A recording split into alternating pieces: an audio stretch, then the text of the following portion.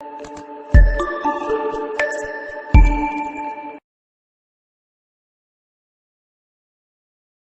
Everyone, कैसे हैं आप लोग।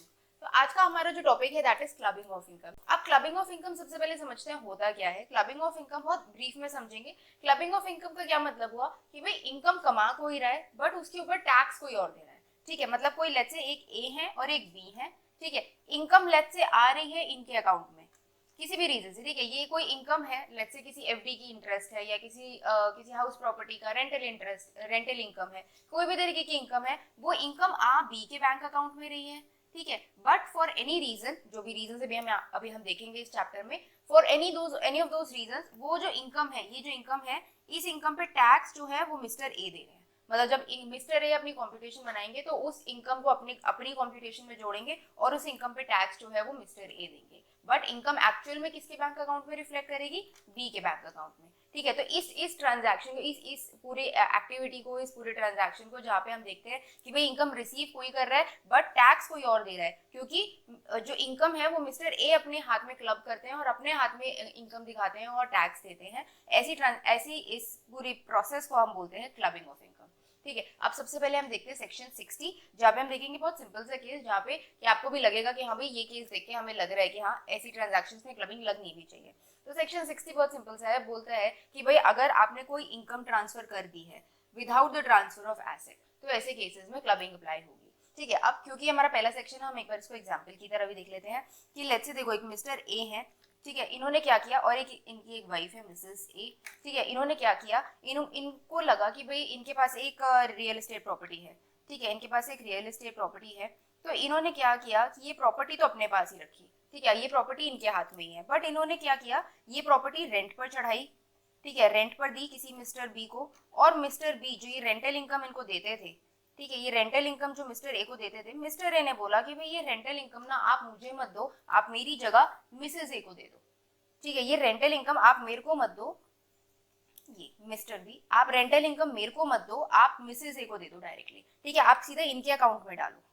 तो ऐसी ट्रांजैक्शंस में हम बोलेंगे कि भाई मिस्टर ए ने प्रॉपर्टी तो अपने पास ही रखी। ठीक है, ये प्रॉपर्टी जो है, जो एसेट जो है, जो इनकम जनरेटिंग एसेट है, ठीक है, ये प्रॉपर्टी तो है, ये प्रॉपर्टी मिस्टर ए ने अपने पास ही रखी, बट इस प्रॉपर्टी से आती हुई इनकम मिसेज ए के हाथ में ट्रांसफर कर दी। ठीक है, और सरकार को पता है क्या लगता है, सरकार क्यों करती है ये चीज, क्योंकि सरकार को लगता है कि भाई आप ना अपना टैक्स का बर्डन शिफ्ट करना चाहते हो, इसलिए हम वापस से ये इनकम आपके हाथ में ही टैक्स करते हैं।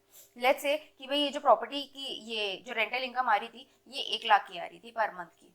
ठीक है, तो मिस्टर ए क्या सोचते हैं, मिस्टर ए टैक्स प्लानिंग बिठाते हैं और बोलते हैं कि भाई ये जो टोटल 12 लाख की इनकम आएगी ना, वो मैं मिसेज ए के हाथ में ले लेता हूँ और रेंटल इनकम मिसेज ए के हाथ में दिखा दूंगा, और मिसेज ए जो है वो हाउसवाइफ है, उनकी और कोई सोर्सेज ऑफ इनकम नहीं है, तो इनके हाथ में 12 लाख की इनकम दिखा के पूरा स्लैब्स का बेनिफिट लेके हम इस पे भी टैक्स जीरो कर देंगे। ठीक है, और मेरी तो अलग से जो इनकम, मेरी अपनी सैलरी वैलरी की जो इनकम आ रही है वो तो आ ही रही है, मेरे हाथ में अगर ये इनकम आई 12 लाख की, तो मुझे 30% पे टैक्स देना पड़ेगा, और मिसेज ए के हाथ में अगर मैंने इनकम ली तो टैक्स जीरो हो जाएगा। तो इस टैक्स प्लानिंग को बेसिकली नलीफाई करने के लिए ये क्लबिंग का प्रोविजन लाया जाता है कि भाई नहीं, ये आप अगर सीधा सीधा इनकम ट्रांसफर करते हो, ठीक है, और एसेट ट्रांसफर नहीं करते हो, तो ऐसे केसेस में हम मानेंगे कि आप टैक्स प्लानिंग की कोशिश कर रहे थे। अकॉर्डिंगली ये इनकम पे, क्योंकि एसेट आपके पास है, इसलिए इस इनकम पे टैक्स देने का हक आपका है, इस इनकम पे टैक्स आपको ही देना पड़ेगा, ये इनकम आपकी ही हाथ की मानी जाएगी। अकॉर्डिंगली ये जो रेंटल इनकम है 12 लाख की, इस पे आपको ही अपने स्लैब्स के बेसिस पे, जो भी आपका 30% है, जो भी आपका स्लैब बनता है,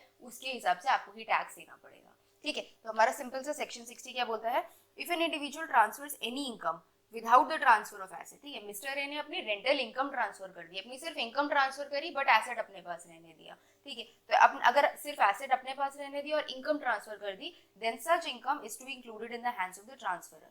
तो मिस्टर ए के हाथ में ये इनकम इंक्लूड कर ली जाएगी, और कैसे इंक्लूड कर ली जाएगी, सिर्फ इनकम टैक्स के पर्पसेस के लिए हम उसकी कॉम्प्यूटेशन में दिखाएंगे, यहाँ भाई मिस्टर ए के हाथ में ये रेंटल इनकम भी आती है और मिस्टर ए को इस पर टैक्स देना पड़ेगा।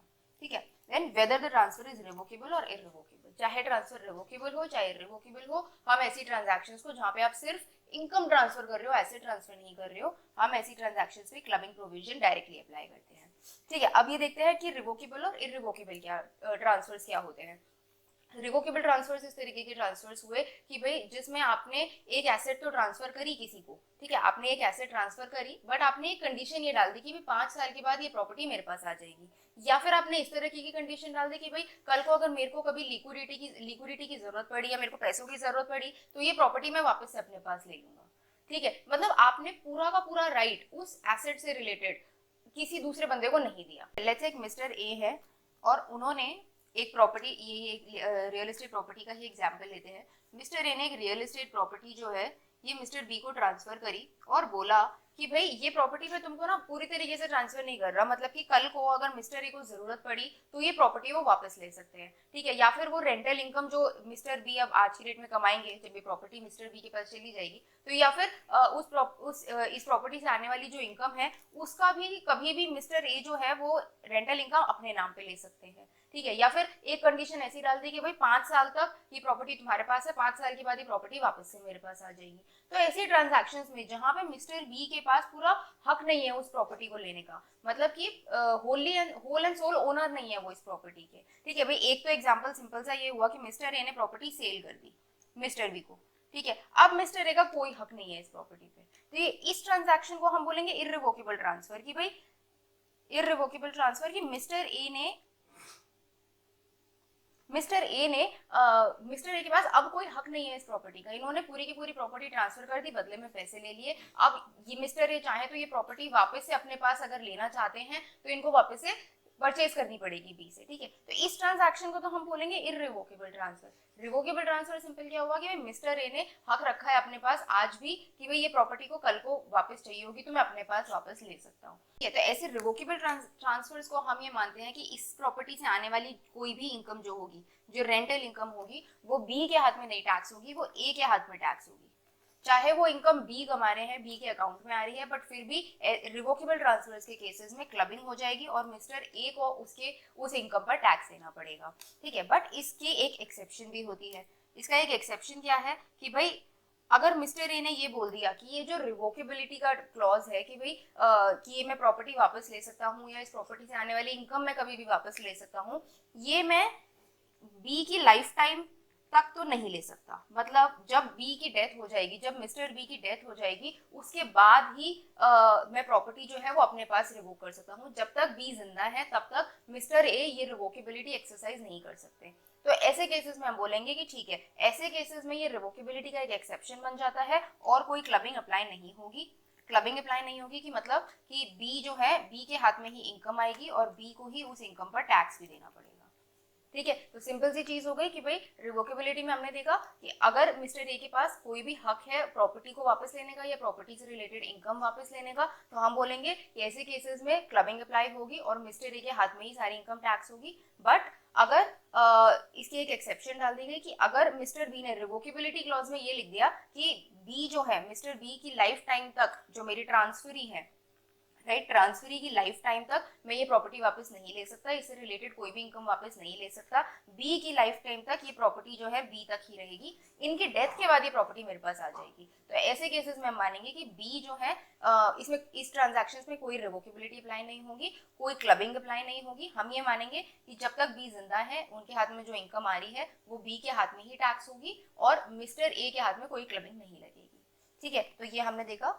रिवोकेबिलिटी का कॉन्सेप्ट। तो in case of a revocable transfer, ठीक है, जब मिस्टर ए के पास राइट है वापस लेने का प्रॉपर्टी को, income is received bye the transferee, हमने देखा मिस्टर बी के हाथ में इनकम जाएगी but tax will be paid by the transferor, ठीक है। Exception, if transfer is revocable after the death of the beneficiary और द ट्रांसफरी, अगर ट्रांसफर जो है वो रिवोकेबल होता है after the life time of the after the death of the beneficiary और द ट्रांसफरी, तो ऐसे केसेस में ये जो प्रोविजन है ये अप्लाई नहीं होती है। इसका मतलब कि कोई क्लबिंग अप्लाई नहीं होगी, जो इनकम है वो ट्रांसफरी के हाथ में ही टैक्स होगी, ठीक है। अब हम नेक्स्ट पे आते हैं income of a minor child, ठीक है, कि माइनर चाइल्ड अगर है पेरेंट्स का, तो उस माइनर चाइल्ड की अगर कोई इनकम हो रही है तो क्या वो इनकम क्लब होगी या वो इनकम क्लब नहीं होगी, ठीक है। तो हम बात कर रहे हैं माइनर चाइल्ड की। अब लेट्स से एक माइनर चाइल्ड है, इसको हम रखते हैं मिस्टर एक्स, ठीक है। माइनर चाइल्ड है मिस्टर एक्स और इनके पेरेंट्स हैं मिस्टर ए और मिसेस ए, ठीक है, तो हम बोलते हैं कि भाई कई बार क्या करते हैं, देखो पेरेंट्स क्या करते हैं, कई बार वो बोलते हैं कि यार एफडी की हमने कुछ एफडी करा ली, बच्चे के नाम पे एफडी करा लेते हैं, और ये जो इनकम आती रहेगी ये बच्चे के हाथ में टैक्स होती रहेगी, और बच्चे की कोई और सोर्स ऑफ इनकम तो है नहीं, तो इनके हाथ में 12 लाख तक की एग्जेम्पशन हमको फिर मिल जाएगी, स्लैब्स के हिसाब से अगर हम बात करें तो इस एक बिल्कुल अलग टैक्स एग्जेम्पशन, बिल्कुल फ्रेश स्लैब्स हमको माइनर चाइल्ड के हिसाब से भी मिल जाएंगे। तो सरकार ने बोला नहीं, अगर माइनर चाइल्ड की कोई भी इनकम होती है, कोई भी इनकम होती है, तो वो पेरेंट्स के हाथ में क्लब की जाएगी। ऐसा नहीं है कि भाई मिस्टर ए ने क्या किया कि मिस्टर ए ने एक एफडी करा दी मिस्टर एक्स के नाम पे, मतलब बच्चे के नाम पे एफडी करा दी, और बोला कि भाई देखो एसेट भी एफडी, एसेट जो है एफडी है वो भी बच्चे के नाम पे है, इनकम भी बच्चे के नाम पे आ रही है, तो भाई क्लबिंग प्रोविजन नहीं लगनी चाहिए। तो सरकार ने बोला नहीं, माइनर चाइल्ड है, माइनर चाइल्ड कोई इनकम अपने आप जनरेट नहीं कर सकता है, तो ऐसी अगर कोई इनकम आती है तो वो इनकम जो है वो डायरेक्टली पेरेंट्स के हाथ में क्लब की जाएगी, बच्चा अपनी रिटर्न खुद नहीं भर सकता है। ये सिंपल आप कोशिश कर रहे हो टैक्स प्लानिंग करने की, तो माइनर चाइल्ड की कोई भी इनकम होगी तो वो पेरेंट्स के हाथ में टैक्स की जाएगी। बट एक चीज बोली गई कि भाई कई बार ऐसा भी होता है कि जो बच्चा है माइनर चाइल्ड है, जैसे आज की डेट में आप देखोगे बहुत इन्फ्लुएंसर्स हैं, यूट्यूबर्स हैं जो माइनर्स हैं, ठीक है, वो बहुत बहुत अच्छा पैसा कमाते हैं कई बार, ठीक है, या फिर कोई चाइल्ड एक्टर्स होते हैं जो टीवीज में या कमर्शियल्स से बहुत पैसे कमाते हैं। तो अगर अपने स्किल्स के बेसिस पे या अपने मैनुअल वर्क के बेसिस पे माइनर चाइल्ड कुछ इनकम कमाता है, ठीक है, अपने स्किल्स के बेसिस पे या अपने मैनुअल लेबर के बेसिस पे, बेसिकली अपने ऊपर होके अपनी मेहनत से कुछ इनकम कमाता है, तो वो इनकम डेफिनेटली माइनर चाइल्ड के हाथ में टैक्स होगी।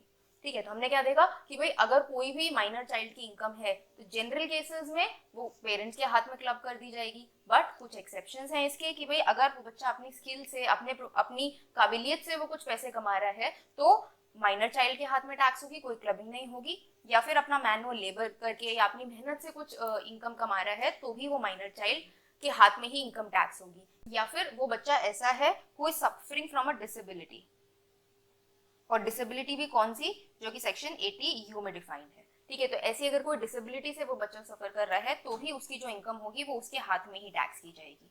ठीक है, तो हमने क्या क्या देखा, हमने देखा कि देखो income of a minor child general cases में क्या होगा, पेरेंट्स के हाथ में क्लब कर दी जाएगी, बट कुछ एक्सेप्शंस हैं। एक्सेप्शंस क्या क्या है कि भाई अगर वो मैनुअल वर्क से अपनी मेहनत से पैसा कमा रहा है, या फिर उसकी स्किल्स, टैलेंट, स्पेशलाइज नॉलेज या एक्सपीरियंस, इन चीजों से बच्चा खुद मेहनत करके पैसा कमा रहा है, अपनी स्किल्स यूज करके, अपने टैलेंट यूज करके, अपनी एक्टिंग स्किल्स या कोई भी स्किल्स यूज करके अपनी मेहनत से पैसा कमा रहा है, तो भी माइनर के हाथ में ही टैक्स होगा। या फिर वो बच्चा ऐसा है जो कि डिसेबिलिटी से सफर करता है, वो डिसेबिलिटी भी कौन सी, जो हम सेक्शन 80 यू में कुछ डिसेबिलिटीज डिफाइंड है उसके बेसिस पे कि अगर उस बच्चे को ऐसी कोई डिसेबिलिटी है तो भी वो इनकम जो है इसके हाथ में, अगर कोई भी इनकम आती है तो वो माइनर के हाथ में ही टैक्स होगी। ठीक है, अब बात आती है कि भाई ठीक है, हमने इन एक्सेप्शंस को एक बार को हम साइड में रखते हैं और हम बोलते हैं कि इसके अलावा जो भी इनकम आती है, ठीक है, हमने जैसे एफडी का एग्जांपल लिया था कि एफडी से जो भी इंटरेस्ट इनकम जनरेट हो रही है वो पेरेंट्स के हाथ में क्लब होगी। अब हम बात करते हैं कि कौन से पेरेंट के हाथ में क्लब होगी, मतलब मदर भी है, फादर भी है, तो हम बोलते हैं ऐसा पेरेंट जिसकी income before including this minor's income is greater, मतलब कि अगर मिस्टर ए भी काम करते हैं और मिसेस ए भी काम करती हैं, ठीक है, मिसेस ए, ठीक है, और मिस्टर ए जो है उनकी इनकम लेट्स से 3 लाख है और इनकी इनकम जो है वो 12 लाख है, तो हम बोलेंगे और ये जो इनकम है ये this is before including the minor's income, ये इनकी अपनी इनकम है, लेट्स से ये भी सैलरीड है और ये भी सैलरीड है। ठीक है, तो हमने बोला कि इनकी इनकम ज्यादा है तो मिसेस ए के हाथ में इनकम टैक्स होगी, और एक बार जिस पेरेंट के हाथ में इनकम टैक्स हो जाएगी उसी पेरेंट के हाथ में इनकम टैक्स होती चली जाएगी, अनलेस द एओ डिसाइड्स कि नहीं अब लेट्स से 10 साल बाद मिस्टर ए की इनकम जो है वो 50 लाख हो जाती है और इनकी इनकम जो है वो 15 लाख है, तो मिस्टर अनलेस एओ डिसाइड्स, एओ बोलता है कि हाँ कोई भी ऐसे रीजन है और अपॉर्चुनिटी ऑफ बीइंग हर्ट देते हैं दोनों पेरेंट्स को कि भाई अब इनके हाथ में इनकम क्लब होनी चाहिए और इनके हाथ में नहीं होनी चाहिए, तो ये हम डिसाइड नहीं करेंगे, एओ डिसाइड करेंगे, जो असेसिंग ऑफिसर है वो डिसाइड करेगा। एओ बोलेगा कि हाँ 10 साल के बाद यार अब मिस्टर ए के हाथ में इनकम क्लब होनी चाहिए, मिसेज ए के हाथ में नहीं होनी चाहिए। तो अगर एओ को ऐसा लगता है कि हाँ क्लबिंग प्रोविजन थोड़े से चेंज हो जाने चाहिए, एक पेरेंट के हाथ में नहीं दूसरे पेरेंट के हाथ में होना चाहिए किसी भी रीजन से, तो ऐसे केसेस में AO after giving an opportunity of being heard ये जो क्लबिंग का प्रोविजन है ये चेंज करके दूसरे पेरेंट पे डाल सकते हैं। ठीक है, अब बात करते हैं कि भाई डिवोर्स के केसेस में क्या होगा। अगर डिवोर्स का केस हो जाता है तो उस पेरेंट के हाथ में इनकम क्लब होगी जिसके साथ वो बच्चा रहता है। ठीक है, ऑब्वियस सी बात है कि भाई बच्चा अगर माँ के साथ रहता है तो माँ के हाथ में इनकम टैक्स होगी, इनकम क्लब होगी और टैक्स होगी। अगर फादर के साथ में रहते हैं तो फादर के हाथ में होगी। Then there is one more case कि भाई अगर ये जो किड है, जो चाइल्ड की हम बात कर रहे हैं, this child includes a step child as well as an adopted child. ठीक है, कोई this is also one of the provisions कि हाँ चाइल्ड जो है वो अपना ही बच्चा नहीं, स्टेप चाइल्ड है तो भी क्लबिंग प्रोविजंस अप्लाई होंगे, और अडॉप्टेड चाइल्ड भी माइनर चाइल्ड ही माना जाएगा। मतलब ये पूरे के पूरे provisions as it is apply होंगे स्टेप चाइल्ड में भी और अडॉप्टेड चाइल्ड में भी। अब एक चीज और आती है इसमें, विच इज एग्जेम्पशन। हम क्या बोलते हैं इसमें कि भाई माइनर चाइल्ड की जो भी इनकम है, लेट्स से हमने बोला एफडी की इनकम है, ठीक है, एफडी की इनकम है और इसका पर मंथ का जो लेट्स से इंटरेस्ट आता है वो आता है 5,000 रुपए।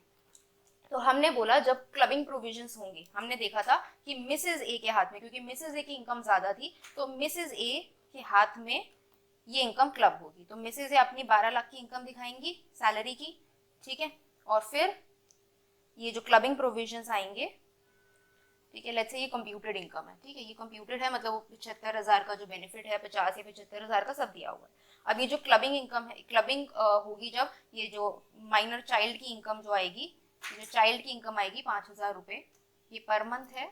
अब ये देखो ये पर मंथ की इनकम थी तो हम पूरे साल की ले लेंगे 60,000, और इसमें एक एग्जेम्पशन मिल जाती है। एग्जेम्पशन क्या मिल जाएगी आपको? एग्जेम्पशन मिल जाएगी 1,500 रुपए पर एनम पर चाइल्ड। हर बच्चे के हिसाब से 1,500 रुपए पर एनम आपको 1,500 की डिडक्शन एग्जेम्पशन मिल जाएगी, but only if you opt out of the default tax regime. मतलब सिर्फ ओल्ड टैक्स रिजीम में ही आपको ये 1,500 की एग्जेम्पशन मिलती है, उसके अलावा एग्जेम्पशन नहीं मिलेगी। ठीक है, मतलब अगर आप न्यू टैक्स रिजीम में है तो ये 60,000 एज इट इज टैक्स हो जाएगा, और अगर आप ओल्ड टैक्स रिजीम में है तो ये 1,500 माइनस करके जो बैलेंस आएगा उसके ऊपर टैक्स दे सकते हैं। ठीक है, अभी एक बार हम नोट्स में से देख लेते हैं। तो हमने देखा कि भाई income of minor child generally parent के हाथ में क्लब होगी, 3 एक्सेप्शंस देख लिए, और फिर हमने देखा कि भाई सेक्शन 1032 में आपको if minor child income is clubbed in the hands of a parent then exemption of 1,500 रुपए per annum is per child is allowed to the parent. ठीक है, पर चाइल्ड हर पेरेंट को अलाउ होगी। अगर 2 बच्चे हैं तो 2 माइनर बच्चे हैं तो ऑफकोर्स 3,000 रुपीज पर एनम की एग्जेम्पशन आपको मिल जाएगी। बट ये एग्जेम्पशन कब मिलेगी? Only if you are opting out of the default tax regime, मतलब आप ओल्ड टैक्स रिजीम में जा रहे हो। ठीक है, फिर once a minor's income is clubbed with one parent, एक बार इनकम एक पेरेंट के हाथ में क्लब होनी शुरू हो गई तो it will continue to be club with that parent in subsequent years. हर साल फिर उसी के हाथ में क्लब होगी अनलेस एओ में club the minor's income with another parent. ठीक है, एओ अपने डिसीजन के हिसाब से अपना डिसीजन लेगा कि हाँ इस वजह से दूसरे पेरेंट के हाथ में क्लब होनी चाहिए, but it will give an opportunity of being heard to both the parents. ठीक है, और अगर मैरिज सब्साइज नहीं करती है, डिवोर्स केसेस हो गए हैं, तो ऐसे केसेस में income of the minor will be includable in the income of that parent जो कि मेंटेन करता है, जिसके साथ बच्चा रहता है, जो बच्चे की मेंटेनेंस दे रहा है, उसके हाथ में इनकम क्लब होगी। ठीक है, clubbing provisions are attracted even in respect of income of a minor married daughter. अब माइनर बच्चा माइनर मैरिड भी हो सकता है, माइनर अनमैरिड भी हो सकता है, दोनों ही केसेस में हमारी इनकम जो है वो क्लब होगी। ठीक है, अब हम बात करते हैं एक ट्रांसफर ऑफ एसेट्स की। अगर आपने ट्रांसफर ऑफ एसेट किया है अपने माइनर चाइल्ड को, ठीक है, तो अब देखो नॉर्मल केसेस में अगर आपने अपना कोई भी, जैसे हमने देखा था कि भाई एफडी ट्रांसफर कर दी बच्चे को, तो बच्चे की तो कोई भी इनकम हो, अनलेस वो 3 एक्सेप्शंस हो, तो बच्चे की तो कोई भी इनकम हो, चाहे एसेट से हो चाहे कैसे भी हो, वो इनकम हमेशा पेरेंट के हाथ में ही क्लब होगी। बट हमने हाउस प्रॉपर्टी पढ़ते हुए थोड़े से एक्सेप्शंस देखे थे। हमने बोला था जब हम हाउस प्रॉपर्टी पढ़ रहे थे, हम वैसे ही कवर कर चुके हैं हाउस प्रॉपर्टी में, बट स्टिल एक बार दोबारा देखते हैं क्लबिंग के पॉइंट ऑफ व्यू से कि हाउस प्रॉपर्टी जब आप अपने एक माइनर चाइल्ड को ट्रांसफर करते हैं, ठीक है, माइनर चाइल्ड को ट्रांसफर करते हैं विदाउट कंसिडरेशन या विदाउट इनएडिक्वेट कंसिडरेशन, या तो कोई भी कंसिडरेशन नहीं ली गई है या फिर इनएडिक्वेट कंसिडरेशन ली गई है कि भाई 10 लाख की प्रॉपर्टी थी और बच्चे के अकाउंट से सिर्फ 1 लाख या 2 लाख ही ट्रांसफर हुए। तो ऐसे इनएडिक्वेट कंसिडरेशन के केसेस में भी अगर आपने कोई हाउस प्रॉपर्टी ट्रांसफर करी है, मिस्टर ए जो हमारा पेरेंट है उन्होंने हाउस प्रॉपर्टी माइनर चाइल्ड के नाम पे ट्रांसफर करी है, तो हमने सेक्शन 27 में देखा था कि मिस्टर ए जो है वो ऐसे केसेस में डीम्ड ओनर बन जाते हैं। ठीक है, he will be the deemed owner of this house property.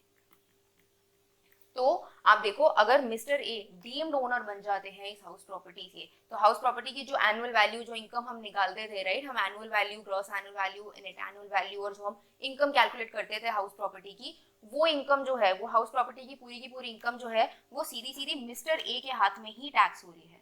क्यों टैक्स हो रही है? क्योंकि सेक्शन 27 बोलते हैं। आप देखो यहाँ पे कोई क्लबिंग प्रोविजंस नहीं लग रहे हैं, कोई क्लबिंग प्रोविजंस नहीं है, क्योंकि जो डीम्ड ओनर है वो मिस्टर ए ही है। क्लबिंग प्रोविजंस नहीं है, तो आप देखो 1500 की एग्जेम्पशन की भी कोई बात नहीं आएगी। मिस्टर ए जो है, he will deem to be the owner of this house property. Why? Because of section 27। ठीक है, तो हम क्या बोल रहे हैं कि भाई देखो, अगर हाउस प्रॉपर्टी ट्रांसफर की जा रही है माइनर चाइल्ड को विदाउट कंसिडरेशन या फॉर इनएडिक्वेट कंसिडरेशन, तो ऐसे केसेस में मिस्टर ए, जो भी पेरेंट ट्रांसफर कर रहा है अपने माइनर चाइल्ड को, ऐसे केसेस में जो हाउस प्रॉपर्टी है that will be considered as, मतलब mister A will deem to be the owner of this house property. ठीक है, मिस्टर ए जो है वो ही इस हाउस प्रॉपर्टी के ओनर माने जाएंगे, और मिस्टर ए अकॉर्डिंगली इसकी नेट एनुअल वैल्यू निकाल के और वो सारा 30% और इंटरेस्ट माइनस करके जो हाउस प्रॉपर्टी की इनकम आती है, income under the head house property, वो मिस्टर ए ही पे करेंगे। ठीक है, कोई क्लबिंग प्रोविजन अप्लाई नहीं हुए। बट इसी केसेस में, और क्योंकि क्लबिंग प्रोविजन नहीं हुए, तो 1500 के एग्जेम्पशन की बात ही नहीं आती है। ठीक है, बट हमने इसका एक एक्सेप्शन देखा था हाउस प्रॉपर्टी में ही, कि भाई अगर ये हाउस प्रॉपर्टी ट्रांसफर की जाती है माइनर मैरिड डॉटर को, राइट, अगर माइनर मैरिड डॉटर को आपने ये प्रॉपर्टी ट्रांसफर करी है, एक हाउस प्रॉपर्टी ट्रांसफर करी है, तो डीमिंग प्रोविजंस अप्लाई नहीं होते, 27 अप्लाई नहीं होता, बट क्लबिंग प्रोविजंस अप्लाई होंगे। क्योंकि हम देख रहे हैं कि अगर माइनर मैरिड डॉटर है तभी भी क्लबिंग प्रोविजंस डेफिनेटली अप्लाई होते हैं। तो क्लबिंग प्रोविजंस अप्लाई होंगे का क्या मतलब हुआ कि इस हाउस प्रॉपर्टी से जो भी इनकम बनेगी, जो एनएवी वगैरह जो हम निकाल के बनाते थे, जो इनकम कैलकुलेट होगी या हाउस प्रॉपर्टी की, वो मिस्टर ए के हाथ में क्लब कर दी जाएगी। राइट, ये डीम्ड ओनर नहीं है, ये क्लबिंग हो रही है यहाँ पे, क्योंकि सेक्शन 27 माइनर मैरिड डॉटर्स पे नहीं लगता है। ठीक है, तो इसलिए इसमें क्लबिंग प्रोविजंस अप्लाई होंगे। अकॉर्डिंगली ये जो इनकम जनरेट होगी इस हाउस प्रॉपर्टी से, जो income under the head house property आ रही होगी, ये मिस्टर ए के हाथ में क्लब हो जाएगी। मिस्टर ए इस पे भी टैक्स देंगे, इस केस में और इस केस में, दोनों ही केसेस में मिस्टर ए टैक्स दे रहे हैं, बट यहाँ पे ओनर बन के और यहाँ पे क्लबिंग प्रोविजंस के हिसाब से, एंड अकॉर्डिंगली यहाँ पे 1500 की वो एग्जेम्पशन भी क्लेम कर लेंगे अगर वो ओल्ड टैक्स रेजिम में है तो। ठीक है, यही देखते हैं अब इसमें। देखो, transfer of asset without consideration या इनएडिक्वेट कंसिडरेशन। ठीक है, अगर आपने कोई भी हाउस प्रॉपर्टी अगर आपने एक माइनर चाइल्ड को ट्रांसफर करी है, not a minor married daughter, ठीक है, माइनर मैरिड डॉटर नहीं होनी चाहिए, इसके अलावा कोई भी माइनर चाइल्ड है, तो ऐसे केसेस में transferor parent shall deem to be the owner of the house property. कौन ओनर मान लिया जाएगा? Transferor. Accordingly clubbing provisions will not apply, और जो उसकी एनुअल वैल्यू है that will be taxable in the hands of the transferant parent. क्यों? क्योंकि वो ओनर मान लिए गए हैं, and not in the hands of minor child. Accordingly 1032 का exemption नहीं मिलेगा। However, if the house property is transferred by a parent to his or her minor married daughter, ठीक है, अगर माइनर मैरिड डॉटर को ट्रांसफर करी गई है या हाउस प्रॉपर्टी, तो ऐसे केसेस में 27 नहीं लगता, and in such a case income from house property will be clubbed as per section 64(1)(a). 64 के हिसाब 64(1)(a) के हिसाब से क्लबिंग प्रोविजंस अप्लाई होंगे, और पेरेंट को अभी भी टैक्स देना पड़ेगा, बट क्लबिंग के हिसाब से। ठीक है, मतलब क्लब हो जाएगी इनकम, और 1500 का एग्जेम्पशन आपको मिल सकता है। तो पहली चीज, क्लब हो जाएगी कौन से पेरेंट के हाथ में? जिसकी income before including the minor child's income is higher. ठीक है, जरूरी नहीं है मिस्टर है, मिस्टर ए या मिसेज ए कोई भी हो सकती है, जिनकी इनकम क्लबिंग से पहले हायर है, उनके हाथ में ये इनकम क्लब हो जाएगी। एंड 32 का सेक्शन 1032 का एग्जेम्पशन, जो 1500 की लिमिट है, उसके अकॉर्डिंग आप एग्जेम्पशन भी ले सकते हो if you go for the old tax regime. ठीक है, तो हमारा माइनर चाइल्ड का जो हमारा पूरा केस है ये कवर हो चुका है। अब नेक्स्ट पे हम आ जाते हैं विच इज स्पाउस के केसेस। अब हम आ जाते हैं नेक्स्ट स्पाउस के केस में। स्पाउस में क्या है कि देखो, अगर आपने अपने स्पाउस को कोई भी एसेट ट्रांसफर किया है विदाउट कंसिडरेशन या फॉर इनएडिक्वेट कंसिडरेशन, ठीक है, बिना किसी कंसिडरेशन के आपने कोई प्रॉपर्टी ट्रांसफर कर दी और बोला कि अभी से इस प्रॉपर्टी से जो भी इनकम जनरेट होगी वो तुम्हारे नाम पे है, तो ऐसी केसेस में भी हम बोलेंगे कि भाई आप टैक्स प्लानिंग की कोशिश कर रहे हैं, और क्योंकि आपने विदाउट कंसिडरेशन एसेट ट्रांसफर किया है, तो इससे इनकम जो भी इससे इनकम जनरेट हो रही होगी वो आपके हाथ में क्लब हो जाएगी। ठीक है, सिंपल सा केस है कि भाई मिस्टर ए ने मिसेज ए को कोई एसेट ट्रांसफर किया, और वो एसेट किया ट्रांसफर किया कि भाई विदाउट कंसिडरेशन या इनएडिक्वेट कंसिडरेशन। ठीक है, कंसिडरेशन प्रॉपर नहीं थी, तो ऐसे केसेस में हम बोलेंगे कि भाई इस एसेट से जो भी इनकम जनरेट होगी वो हम मिस्टर ए के हाथ में ही टैक्स करेंगे, ठीक है। तो क्योंकि देखो अगर वो नॉर्मल एसेट ट्रांसफर नहीं करते, सिर्फ इनकम ट्रांसफर करते तो सेक्शन 60 के हिसाब से क्लबिंग लग जाती। उन्होंने क्या किया, एसेट ट्रांसफर कर दिया, बट एसेट ट्रांसफर किया तो कंसिडरेशन नहीं ली, कंसिडरेशन या तो ली नहीं या फिर इनएडिक्वेट कंसिडरेशन ली। तो ऐसे केसेस में बोलेंगे ये भी आपका टैक्स प्लानिंग का ही एक तरीका है। हम ऐसे केसेस में जो भी इनकम इस एसेट से जनरेट हो रही होगी वो हम मिस्टर ए के हाथ में ही टैक्स करेंगे, ठीक है। अब इसमें हम एक चीज और देखते हैं कि भाई ये जो पूरा ट्रांजैक्शन है, ये क्लबिंग प्रोविजन जो है ये तभी अप्लाई होंगे जब जो रिलेशन है, जो हस्बैंड वाइफ का रिलेशन है, that should exist at the time of transfer. मतलब जब आपने ये एसेट ट्रांसफर किया तब ये हस्बैंड वाइफ होने चाहिए, कोई डिवोर्स का केस या इस तरीके का केस नहीं होना चाहिए, प्रॉपर हस्बैंड वाइफ का रिलेशनशिप होना चाहिए, तभी हम इसमें क्लबिंग के प्रोविजन अप्लाई करेंगे।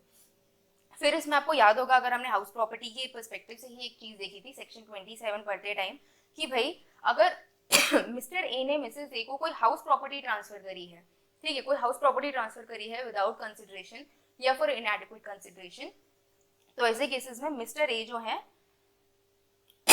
वो डीम्ड ओनर मान लिए जाते हैं, वो डीम्ड ओनर मान लिए जाते हैं। अकॉर्डिंगली कोई क्लबिंग प्रोविजंस अप्लाई नहीं होंगे, कोई क्लबिंग प्रोविजंस नहीं अप्लाई होंगे, क्योंकि मिस्टर ए ही ओनर है, तो मिस्टर ए के हाथ में ही इस हाउस प्रॉपर्टी से जो भी इनकम आ रही होगी वो टैक्स हो जाएगी, ठीक है। और ये जो एसेट का जो ट्रांसफर हुआ है, चाहे ये नॉर्मल एसेट है चाहे ये हाउस प्रॉपर्टी का ट्रांसफर है, ये डीम्ड ओनर का पॉइंट या ये क्लबिंग का पॉइंट सिर्फ तभी लगेगा जब कोई एग्रीमेंट टू लिव अपार्ट या डिवोर्स या ऐसा कोई केस नहीं है, ठीक है। ये ट्रांसफर ऑफ एसेट तब हुआ है जब ये हस्बैंड वाइफ का प्रॉपर रिलेशन था, कोई एग्रीमेंट टू लिव अपार्ट की वजह से ट्रांसफर नहीं किया गया है, कोई डिवोर्स की वजह से एसेट ट्रांसफर नहीं किया गया है, तभी हम ये क्लबिंग के प्रोविजंस या 27 में डीमिंग प्रोविजंस जो है वो हम अप्लाई करते हैं।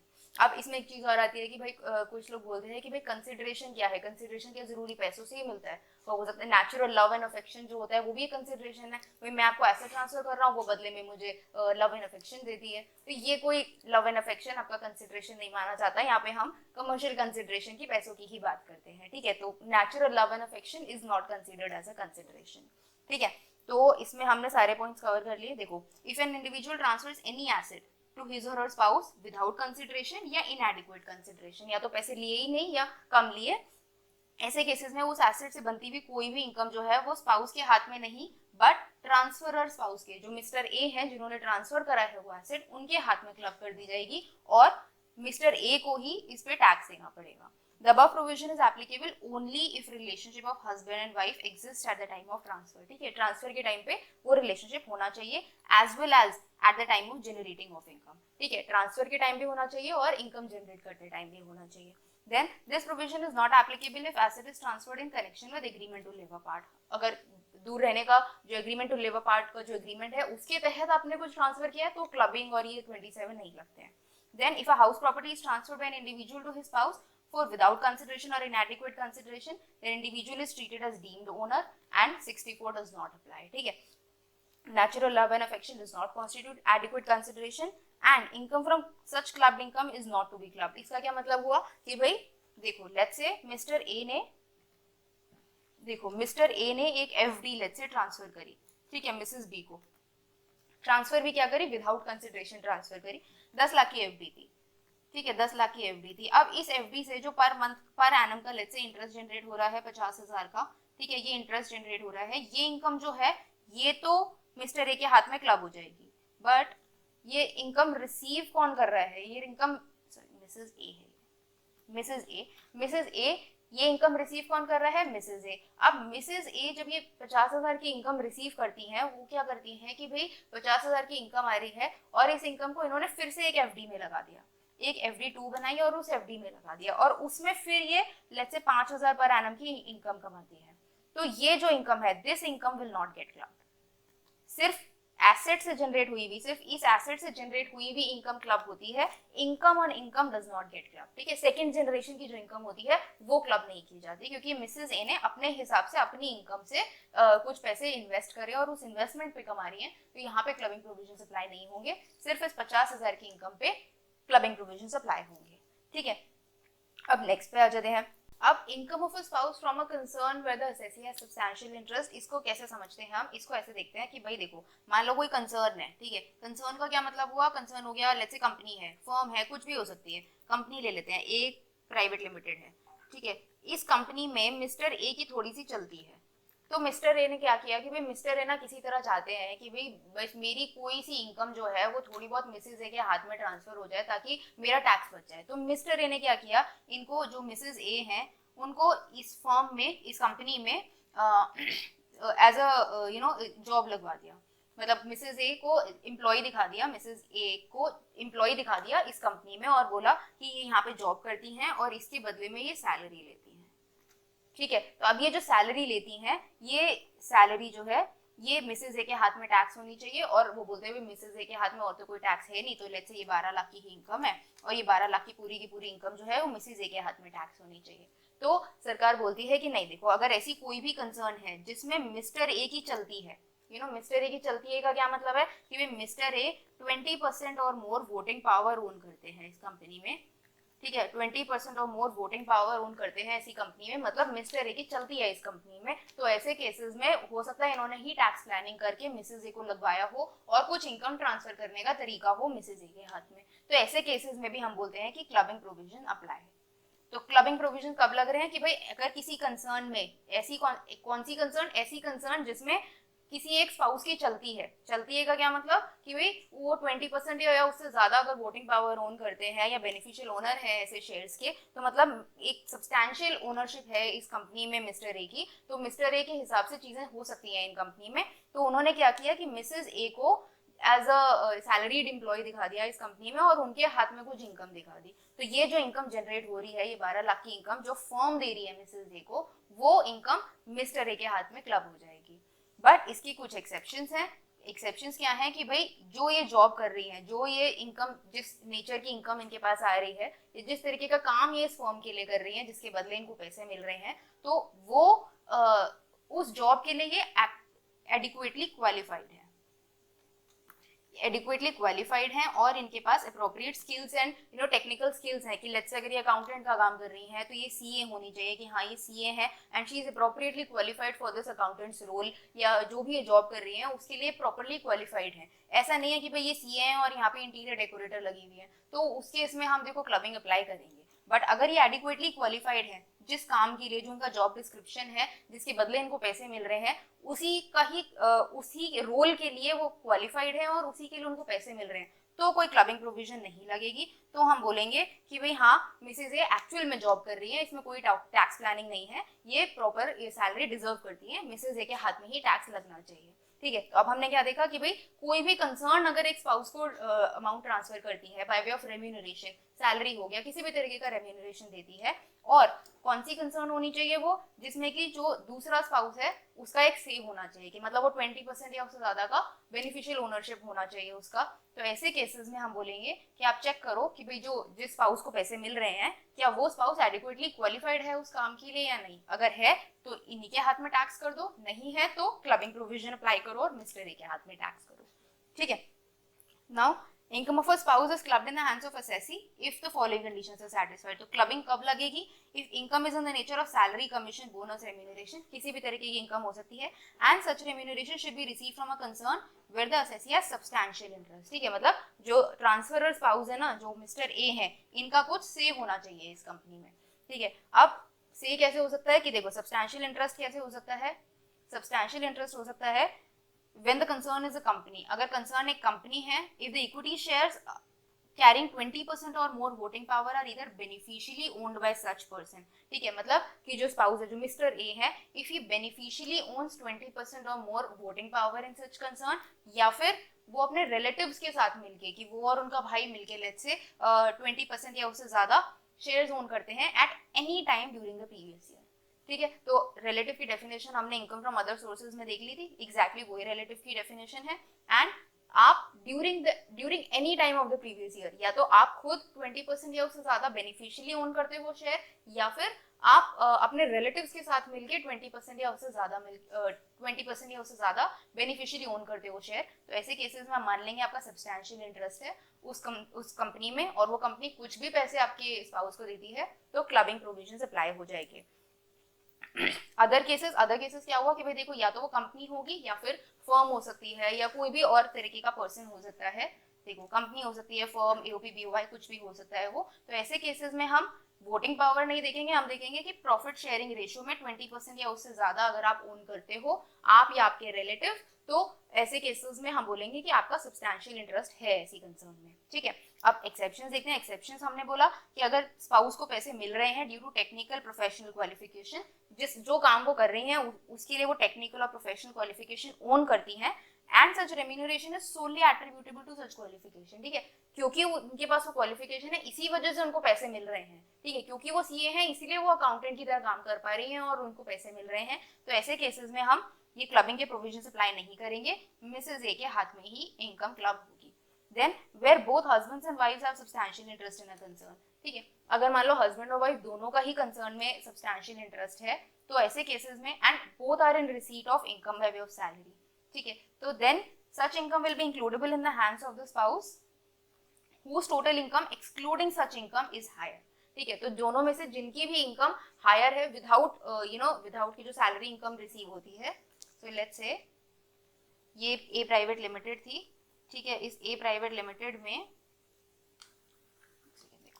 देखो ये ए प्राइवेट लिमिटेड है, इस ए प्राइवेट लिमिटेड में मिस्टर ए भी सब्सटैंशियल इंटरेस्ट ओन करते हैं, लेट्स से ये 30% ओन करते हैं, और ये मिसेज ए जो है ये भी लेट्स से 31% ओन करती है। ठीक है, और जो सैलरी मिलती है, सैलरी मिस्टर ए को भी मिलती है, सैलरी मिसेज ए को भी मिलती है।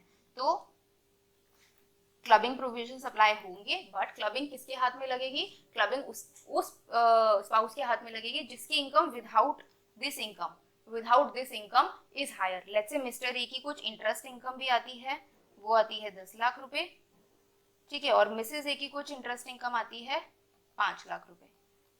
तो किसके हाथ में क्लबिंग होगी? मिस्टर ए के हाथ में क्लबिंग होगी। मिस्टर ए अपना ये इंटरेस्ट टैक्स करेंगे, ये सैलरी टैक्स करेंगे, और ये वाली सैलरी भी टैक्स करेंगे।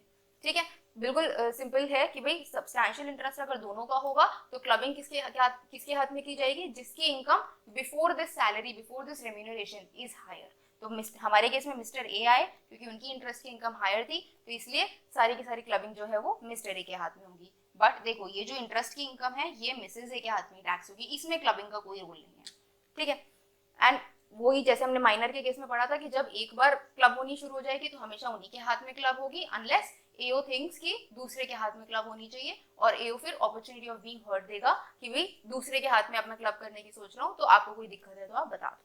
ठीक है, जैसे ट्रांसफर ऑफ एसेट हमने स्पाउस का देखा था, ऐसे ही सिमिलर लाइंस पे हम एक देखते हैं सन्स वाइफ को, कि मतलब अगर फादर इन लॉ है और मदर इन लॉ है फादर इन लॉ है, मदर इन लॉ है, इन्होंने विदाउट कंसिडरेशन अपनी डॉटर इन लॉ को, ठीक है, डॉटर इन लॉ को, सन को नहीं, डॉटर इन लॉ को कुछ भी एसेट ट्रांसफर किया है, ठीक है, विदाउट कंसिडरेशन या फिर इनएडिक्वेट कंसिडरेशन, तो ऐसे एसेट से भी अगर कोई इनकम जनरेट होती है, that will be transferred in the hands of transferor. मतलब कि अगर फादर इन लॉ ने करा है एसेट ट्रांसफर, अगर फादर इन लॉ ने एसेट ट्रांसफर किया है, तो इससे जो भी इनकम जनरेट होगी that will be clubbed in the hands of father in law.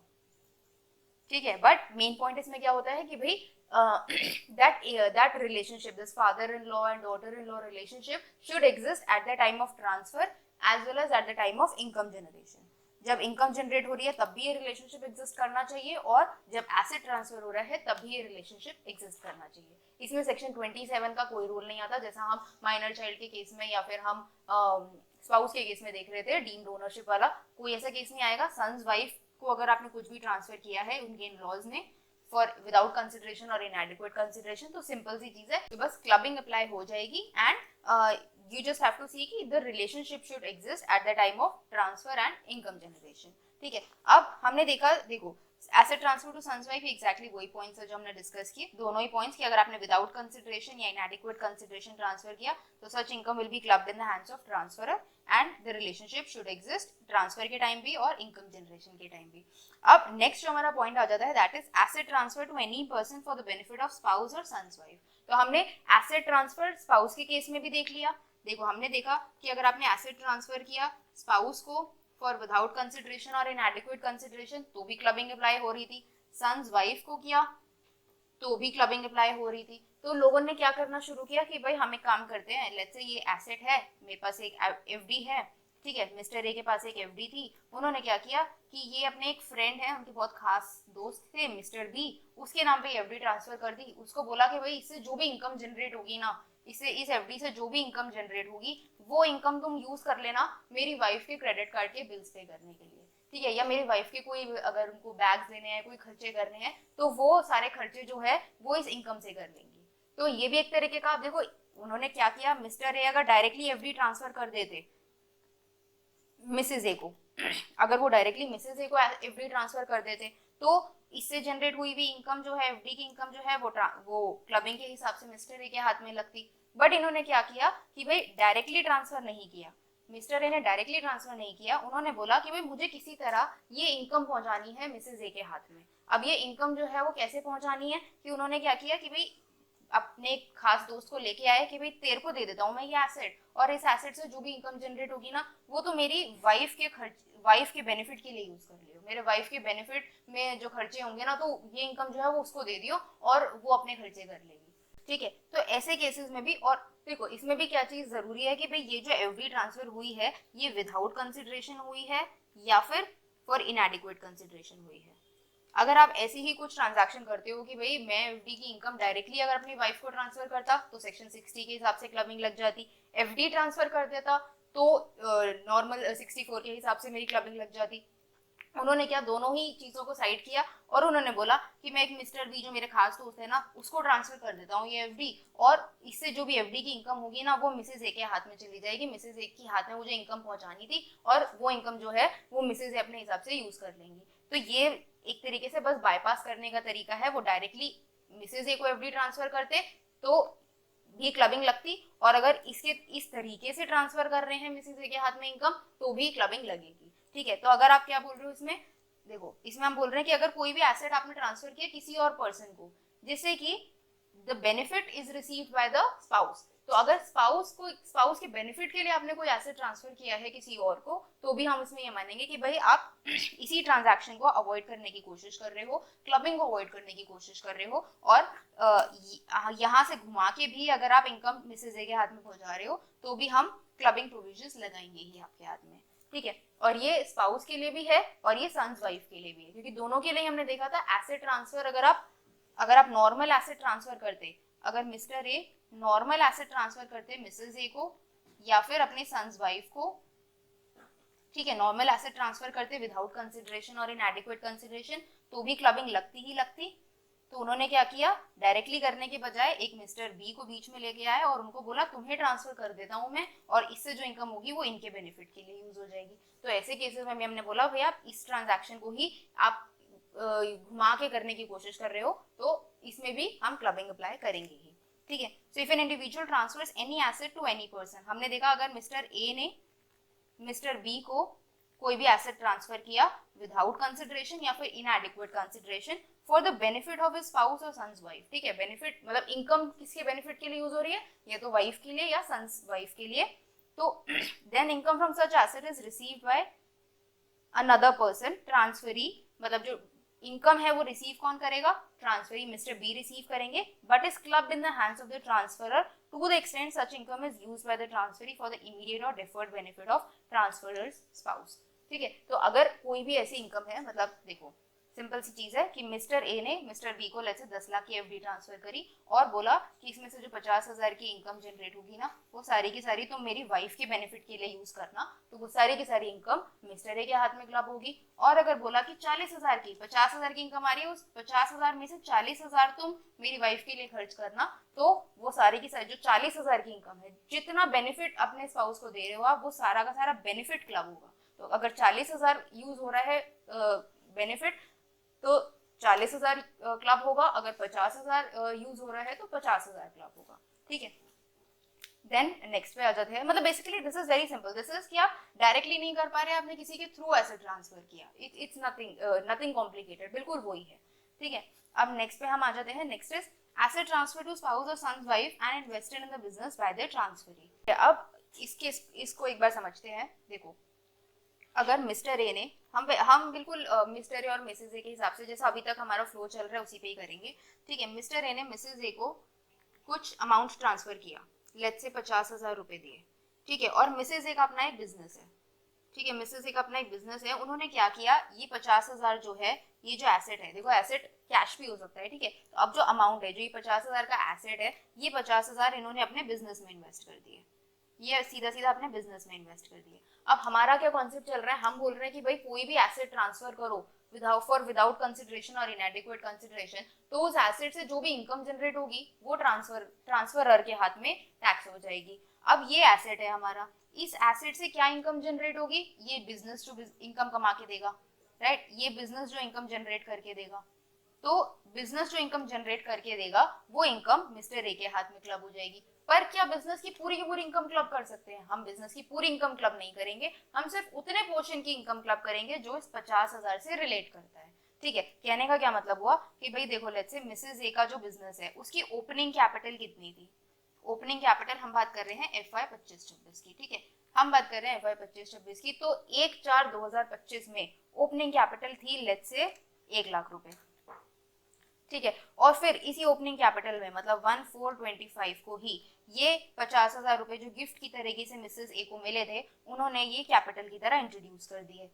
Total capital कितनी हो गई, 1.5 लाख की, ठीक है। अब बिजनेस ने टोटल कमाई कितनी की, लेट्स से बिजनेस की इनकम हुई ड्यूरिंग द ईयर 30,000 की, ठीक है। तो 30,000 की इनकम हुई। अब ये इनकम कितने कैपिटल को रिलेट करती है, ये इनकम इस कैपिटल को भी रिलेट करती है और इसको भी। तो 50,000 से रिलेटेड इनकम कितनी हुई, 50,000 से रिलेटेड इनकम हुई 30,000, देखो 50,000 से रिलेटेड इनकम कितनी हुई 30,000 इंटू 50 डिवाइडेड बाय 150, ठीक है। तो ये जो प्रोपोर्शनेट इनकम हुई, ये 10,000, ये 10,000 की जो इनकम हुई, this income will be clubbed in the hands of Mr. A. This income will be clubbed in the hands of Mr. A. ठीक है। इसमें ध्यान रखने वाली चीज क्या है कि भाई देखो, ये जो इनकम इंट्रोड्यूस की जा रही है बिजनेस में, जो ये मिसेस ए ने इनकम इंट्रोड्यूस करी है, ये जो 50,000 का अमाउंट है, ये जो बिजनेस में डाला है, तो ये ओपनिंग कैपिटल में जाना चाहिए। अगर ये ओपनिंग कैपिटल में जा रहा है तो ही इससे जो इनकम जनरेट होगी ड्यूरिंग द ईयर वो आप क्लब कर सकते हैं, नहीं तो फिर नेक्स्ट ईयर क्लबिंग होगी, ठीक है। तो सीधी चीज क्या है कि भाई देखो, आपने कोई भी एसेट, मिस्टर ए ने अगर एक अमाउंट ट्रांसफर किया, एक एसेट ट्रांसफर किया है मिसेज ए को, और उन्होंने उस एसेट से इनकम जनरेट करी। इनकम कैसे जनरेट करी, उन्होंने अपने बिजनेस में लगा दिया। तो उस बिजनेस ने जो इनकम जनरेट करी, तो जो टोटल इनकम बिजनेस ने जनरेट करी उसका प्रोपोर्शनेट अमाउंट, प्रोपोर्शनेट कितना, जो बिजनेस की टोटल इनकम जनरेट हुई है साल भर की, उसका इस एसेट से कितना अमाउंट रिलेट करता था, ठीक है। पूरा का पूरा बिजनेस इनकम नहीं कि भाई बिजनेस 10 साल से चला आ रहा है, उसका पूरा का पूरा इनकम आप उठाओ और क्लब कर दो, ऐसा नहीं, ठीक है। जितना इस अमाउंट से रिलेट करता था, जितना इस कैपिटल से रिलेट करता है इनकम, वो इनकम जो है वो हम मिस्टर ए के हाथ में क्लब कर देंगे। और बात ऑब्वियसली कॉन्सेप्चुअली सोचो सही भी है कि भाई जितना इस अमाउंट से रिलेट करेगा उतना ही तो क्लबिंग बनती है ना मिस्टर ए के हाथ में। तो हमने देखा कि ये अमाउंट जो है, ये जो 50,000 का अमाउंट है, अगर ये ओपनिंग कैपिटल में मिल जाता है तो तभी क्लबिंग प्रोविजन लगेगा, तभी ड्यूरिंग द ईयर का जो प्रॉफिट होगा वो आपके हाथ में क्लब होगा, ठीक है। और प्रोपोर्शनेट को फॉर्मूला कैसे निकाला कि भाई ड्यूरिंग द ईयर आपने बिजनेस ने कितनी इनकम जनरेट करी, टोटल ले ली, और उसमें से कितना अमाउंट इस ट्रांसफर्ड एसेट से रिलेट करता था, इस ट्रांसफर्ड एसेट से रिलेट करता था, ठीक है। तो जितना ट्रांसफर्ड एसेट से रिलेट करेगा, जितना प्रोपोर्शन रिलेट करेगा, उतना प्रोपोर्शनेट अमाउंट हम क्लब कर देंगे, ठीक है। अब ये चीज जो है, ये सिर्फ स्पाउस के लिए नहीं लगती है, ये सन्स वाइफ के लिए भी लगती है, ठीक है। ये ध्यान रखना है कि भाई ये जो इन्वेस्टमेंट इन बिजनेस वाला पॉइंट है कि एसेट ट्रांसफर किया और वो अमाउंट बिजनेस में इन्वेस्ट कर दिया है, तो प्रोपोर्शनेट अमाउंट क्लब होगा। ये पूरी ट्रांजैक्शन स्पाउस के लिए भी लगेगी और सन्स वाइफ के केस में भी लगेगी, ठीक है। तो हम देखते हैं, देखो, where any asset is transferred by an individual to his spouse और sons wife and such amount is invested in the business by the transferee, मतलब स्पाउस ने या सन्स वाइफ ने वो अमाउंट अपने बिजनेस में इन्वेस्ट कर दिया है, तो proportionate profit of such business shall be club as per the following formula. हमने देखा बिजनेस का टोटल प्रॉफिट कितना हुआ, वो देखो कितना अमाउंट जो गिफ्टेड था, जो ओपनिंग कैपिटल में लगा है, जितना गिफ्टेड अमाउंट था वो divided by capital as on the first day of the previous year. ठीक है, हमने देखा टोटल कैपिटल हम ले लेंगे, टोटल कैपिटल कितनी थी 1.5 लाख, डिवाइड करके प्रोपोर्शनेट अमाउंट क्लब कर देंगे। अब clubbing will be applicable only if the gifted amount is included in the opening capital. ठीक है, तो ये ऑब्वियस सी बात है कि भाई देखो क्लबिंग अगर सॉरी ये जो गिफ्टेड अमाउंट है ये अगर ओपनिंग कैपिटल में मिलता है तभी साल भर का प्रॉफिट क्लब किया जाएगा। नेक्स्ट हम आ जाते हैं, अभी हमारे सारे देखो हमने सारे क्या क्या कवर कर लिए हैं, हमने सारे स्पाउस के पॉइंट्स कवर कर लिए हैं, हमने सारे सन्स वाइफ के पॉइंट्स कवर कर लिए हैं और हमने सारे माइनर चाइल्ड के पॉइंट्स कवर कर लिए। ठीक है, अब हमारा आ जाता है एचयूएफ का पॉइंट कि अगर आपने कोई भी एसेट एचयूएफ में ट्रांसफर किया है, ठीक है, हम इस ट्रांजैक्शन को बोलते हैं कि भाई देखो कोई भी मेंबर है एचयूएफ का, ठीक है, कोई भी मेंबर है एचयूएफ का और उसने क्या किया कि अपना एसेट था उसके पास, लेट्स से कोई रियल एस्टेट प्रॉपर्टी थी, एफडी थी, कुछ भी था, उसने अपना जो ये एसेट था वो एचयूएफ में डाल दिया। अब एचयूएफ में डालने के क्या तरीके होते हैं भाई देखो, एक तो हुआ कि मेरे पास 50 लाख की प्रॉपर्टी थी, मैंने एचयूएफ में ट्रांसफर करी और एचयूएफ से 50 लाख रुपए ले लिए, ये तो एक नॉर्मल ट्रांजैक्शन है, इसमें कोई क्लबिंग अप्लाई नहीं होगी।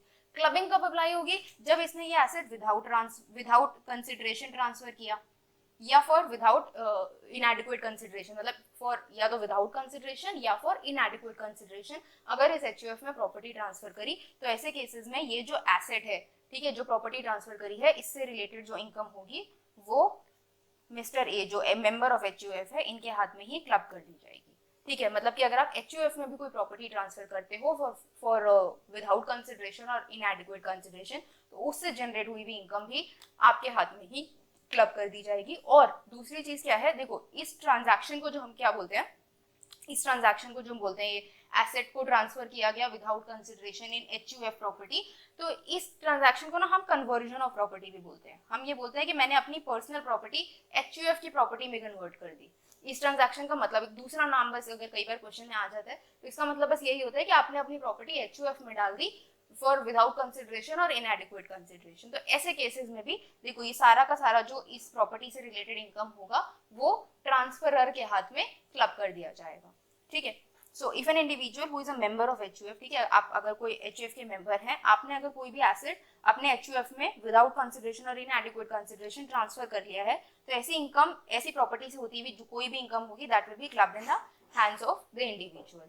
ठीक है, अब इस एचयूएफ का जब पार्टीशन हुआ, ठीक है, इसी में आगे चलते हैं कि मतलब देखो सबसे पहले तो इंडिविजुअल ने ऐसी कोई प्रॉपर्टी ट्रांसफर कर दी थी एचयूएफ में और विदाउट कंसिडरेशन, सारी इनकम इंडिविजुअल के हाथ में क्लब हो रही थी। अब 2 साल बाद क्या हुआ कि एचयूएफ का पार्टीशन हो गया, ठीक है, टोटल पार्टीशन हो गया या पार्शियल पार्टीशन हो गया, कोई सा भी पार्टीशन हो सकता है, बट पार्टीशन हुआ और ये जो प्रॉपर्टी थी ये जो प्रॉपर्टी 1 एचयूएफ में गई थी, ये प्रॉपर्टी स्पाउस के पास चली गई, जो इंडिविजुअल थे इनके स्पाउस के पास चली गई।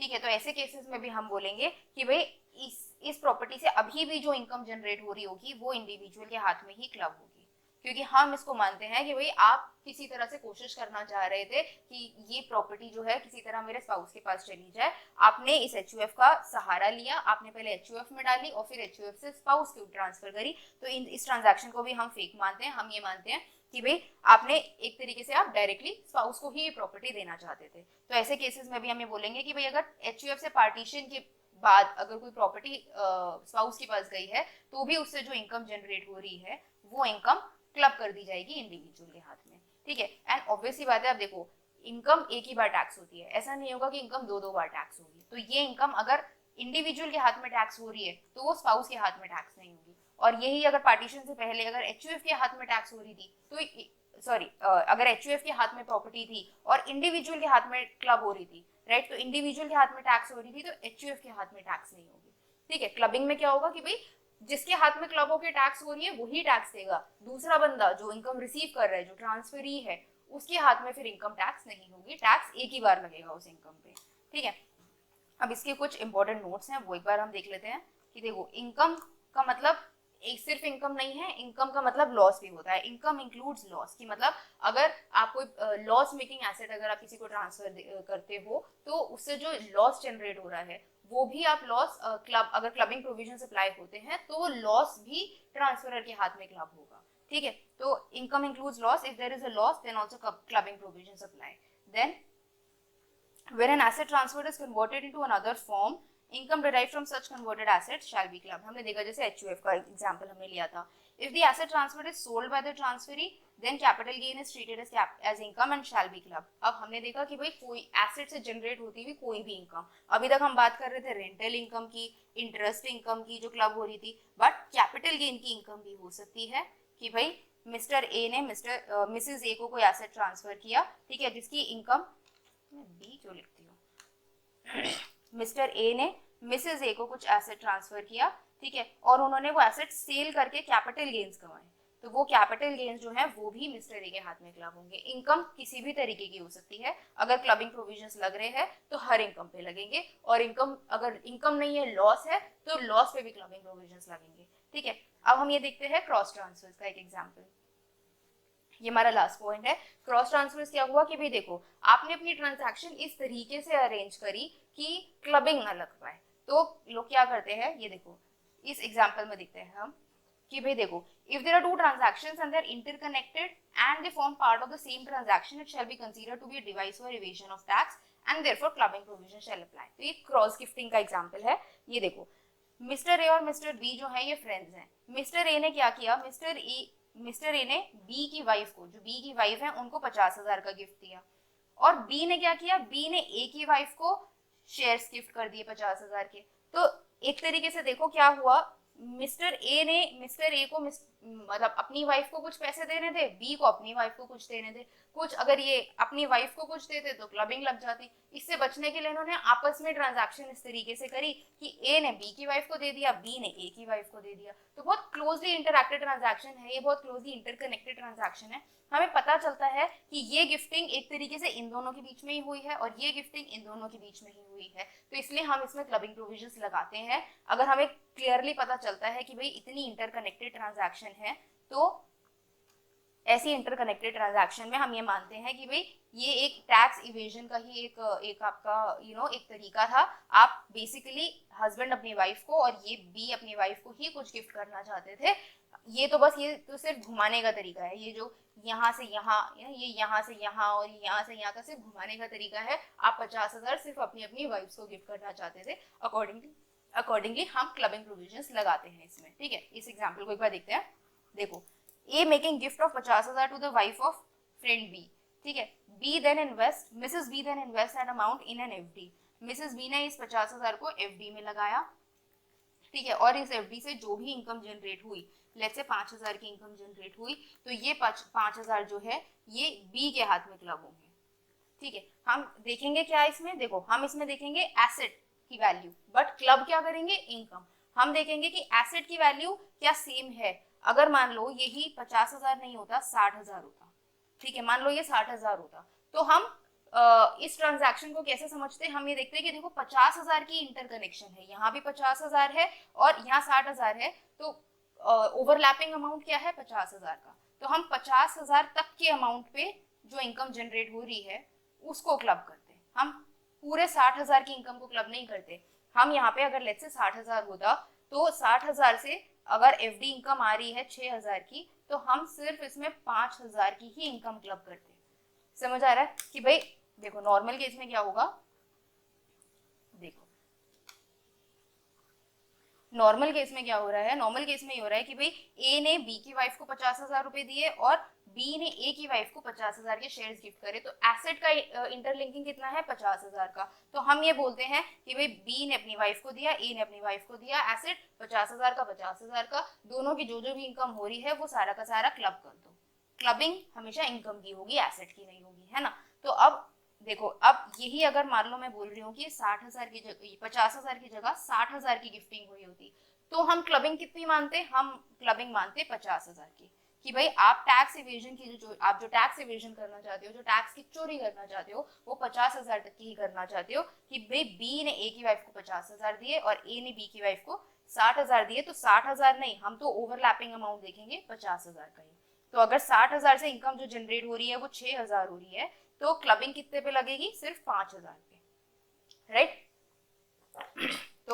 इसको एक बार साइड रखते हैं। अभी हम 50,000 के एग्जाम्पल पे आ जाते हैं, सिंपल वाला, कि भाई ए ने बी की वाइफ को 50,000 रुपए गिफ्ट किए और इन्होंने आगे एफडी में लगा दिए, ठीक है। और साइमल्टेनियसली बी ने ए की वाइफ को शेयर्स गिफ्ट करे 50,000 के, और ये जब शेयर्स गिफ्ट करे तो ये क्या कमा रहे होंगे, ये डिविडेंड कमा रहे होंगे। तो ये डिविडेंड की इनकम जो है वो ए के हाथ में क्लब हो जाएगी। अब clubbing provisions will be applicable only to the extent of income of the matching amount of cross gift. तो क्रॉस गिफ्ट कितने होंगे हमारे, हम एसेट की वैल्यू देखेंगे 50,000, हमारे इस केस में दोनों सेम है, 50,000 है 50,000 है, तो पूरा का पूरा जो अमाउंट है वो क्लब हो जाएगा। So accordingly income arising to Mrs B, जो मिसेस बी है हमारी, from FD should be included in the total income of B, ठीक है। इसकी जो एफडी की इनकम होगी वो बी के हाथ में क्लब हो जाएगी, और जो डिविडेंड होंगे शेयर्स के, जो ये जो डिविडेंड कमा रहे होंगे, this will be clubbed in the hands of A. This is because A and B are the indirect transferors to their spouse, मतलब बेसिकली ए ने मिसेस ए को ट्रांसफर किया और बी ने मिसेस बी को ट्रांसफर किया। Transaction तो यही होनी थी, इन्होंने आपस में बस घुमा दी टैक्स बचाने के लिए, ठीक है। तो टैक्स के income tax department can see through these transactions, और वो ये बोलेगा कि भाई ये आप सिर्फ टैक्स की चोरी करना चाहते हो, this is basically to avoid clubbing, तो हम क्लबिंग तो लगाएंगे ही।